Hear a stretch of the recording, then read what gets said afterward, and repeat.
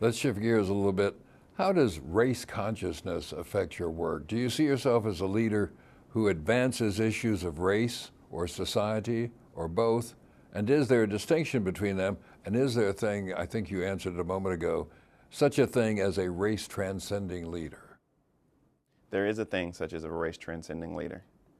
And my hope is to be a transformative race transcending leader.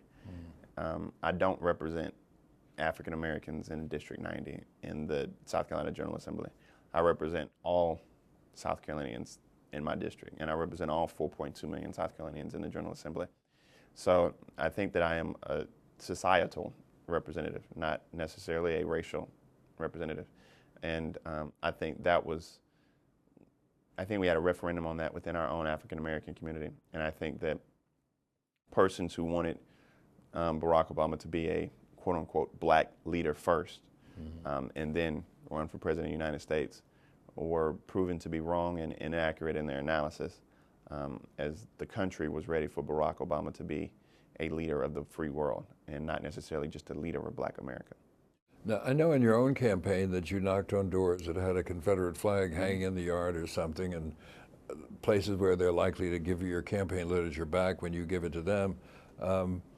But do you have a different leadership style when you're dealing with an all-black audience, an all-white audience, a mixed audience? Last night here at the University of Virginia, you spoke to a mixed-race audience.